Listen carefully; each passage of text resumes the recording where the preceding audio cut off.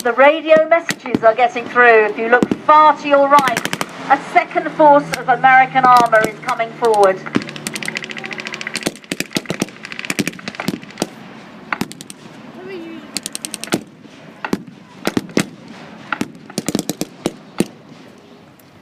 A half-track comes forward.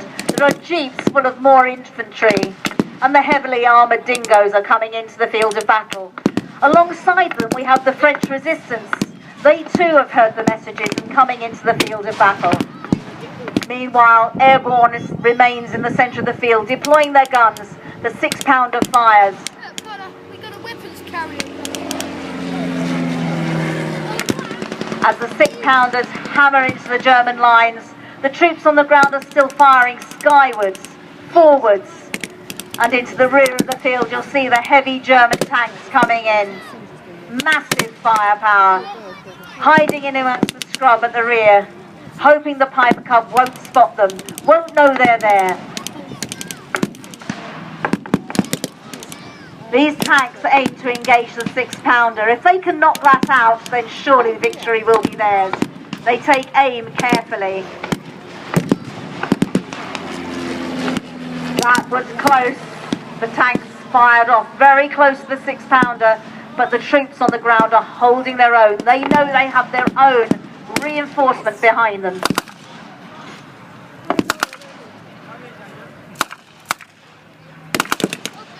More British infantry have come to the area, coming straight in, away from your right, lining up like the Germans, belly to the ground. They're ready to come forward and engage the enemy.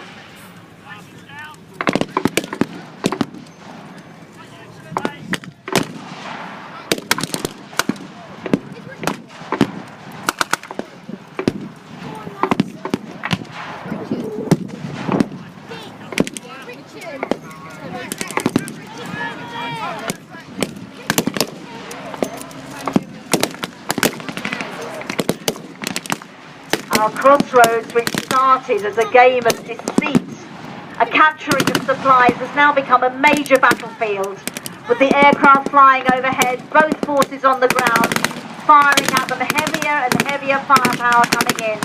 The 6-pounder strikes again in the direction of the German armour.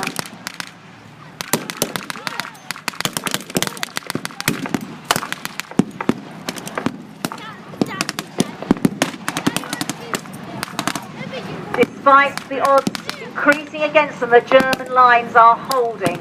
They are holding their own. Yet more troops come in to support the German lines. Jeeps and trucks racing from the field.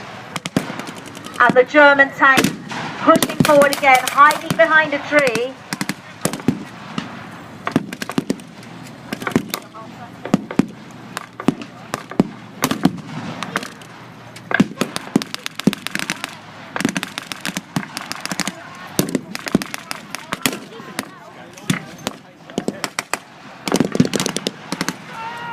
German Stooks continue to fire against the 6-pounder as the American half-track edges forward to engage them.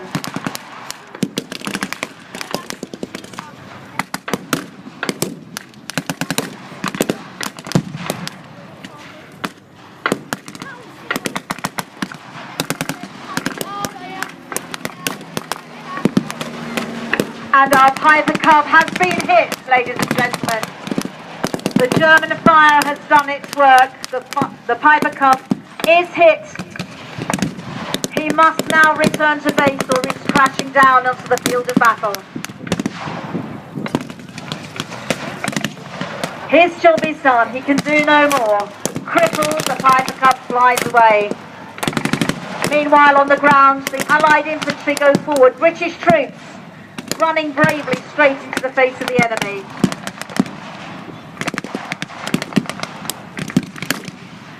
The Piper Cub has radioed back. The forces on the ground for the Allies are hoping for air support, but will it come in time?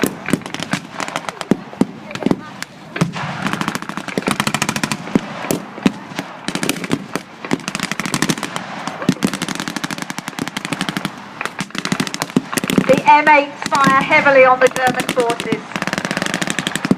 British troops pressing forward again alongside their American allies.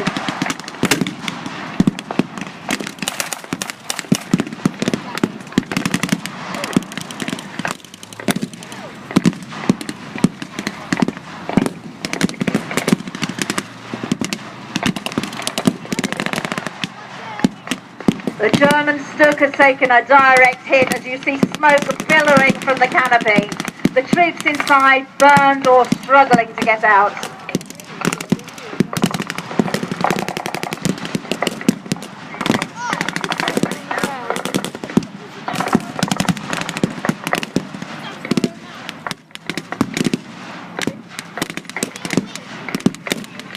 Just in front of us, the Bren gun carrier does its work, firing and firing again into those German infantry lines. And the British troops run forwards again. First one battalion, then another, running forward to engage the enemy. Away at the back of the field, in amongst the trees and the long grass, the French resistance fight on, not afraid to take on the German Stuks and their crew. They fight and fight again. Their country will be liberated.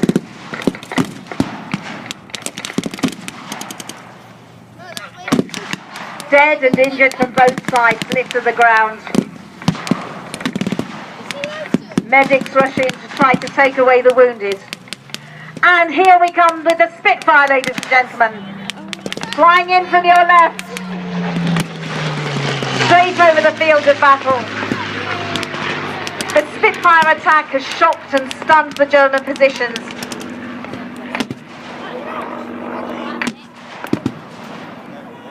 Our brave Piper Cub pilot has done his job. It may have cost him his life as he disappeared behind the trees, but he has succeeded in calling in an airstrike. It's vital to the Germans that they know it's coming their way. They send out fast-moving patrols of their own to be sure of the situation. The Allies have ordered all of their troops to attack German positions, but German HQ have been advised of the imminent strike and have also mobilised their main fighting group into position. And the Spitfire flies overhead again, doing as much damage as they can. We now have a desperate struggle. This is going to cost both sides dearly. The Germans seem intent on repelling the Allied advance with everything they have, cutting down line after line of attacking Allied troops. But the Spitfire turns again to come back to devastate the German forces. We are now locked in a bitter and bloody struggle, with both sides showing full commitment to win this battle. The longer it continues, the heavier the casualties will be for all combatants, and the battle swings from one side to the other. The Spitfire flies over again. More damage is done to those German forces. In the rear, the Spitfire has taken out the Stuck. There is smoke, there is flame. A major piece of German armour has now been thwarted. The conflict rages on, neither side wanting to relinquish any ground. But it seems that the battle is turning as the Allies move further and further forward into German space. That is 2 Stuks taken out. 2 German tanks are now out of action. The German half-track is retreating. He's trying to hide amongst the trees, not to be seen. He's in the brushwood as the Spitfire comes overhead again.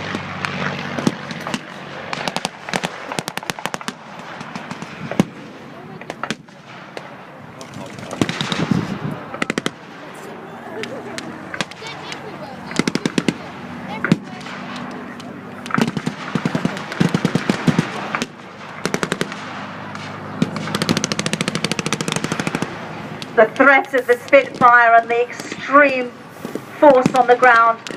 The half-track is leaving the field of battle. It is retreating. The German tanks may have inflicted a terrible amount of damage on Allied vehicles and armour, but the Allies are having to push everything into their front line. They are pushing forward.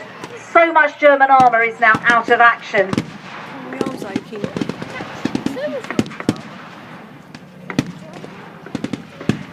Spitfire is coming in again from across the field, coming directly towards us.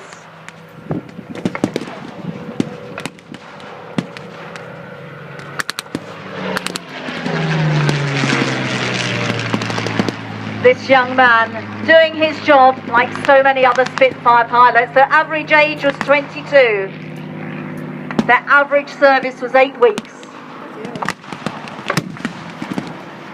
The Germans now do a last-ditch attempt to salvage the situation, but the heavy Allied armour presses forward. Prisoners are taken. British airborne way down in the scrub at the bottom of the field take on those tanks. They're taking prisoners. The Germans have no resource but to surrender. The French resistance there delighted to be taking prisoners of their own after so many years of oppression. And the Spitfire flies over again with a victory roll. Fantastic!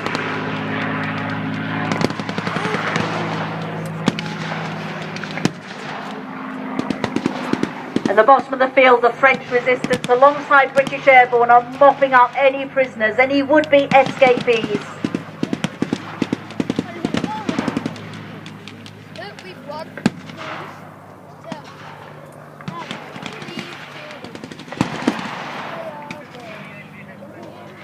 The Allies have successfully defeated the German troops in this area today. Any surviving German soldiers are now being rounded up and taken prisoner. This is one step closer to the German border for the victorious Allied forces as they continue their sweep through Normandy. History tells us the end of the story. And our Spitfire once again. Whoa! How impressive is that?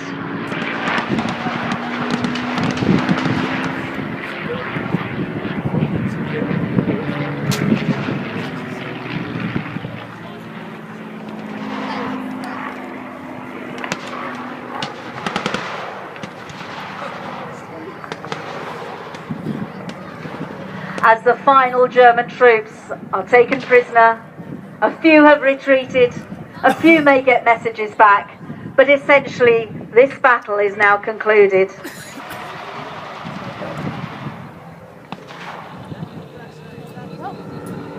And here is our Spitfire pilot coming through again. On this occasion, although in times of World War II it would have been a man, this is a lady. This is Caroline Grace flying the Spitfire for us today here at Detling. Ladies and gentlemen, the battle is now concluded.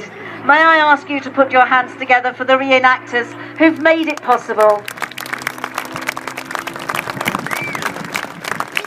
Thank you so much, and do wave at Caroline as she flies over again. She can see you.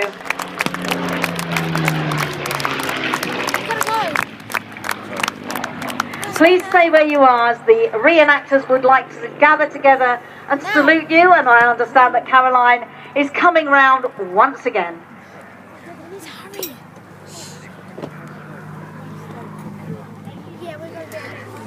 As we gather our troops together on the ground, I understand Caroline's going to keep going. She thinks you're a brilliant audience. She's coming back again. Get your big thing. Can we go now? Okay. Please remember, ladies and gentlemen, that all wars cost lives. The reenactors who've helped to put today's show on aim to educate and enlighten you, as well as thrill you. And away she goes as Caroline flies off into the blue. Another victory roll. By radio, we will thank and relay your appreciation of her efforts.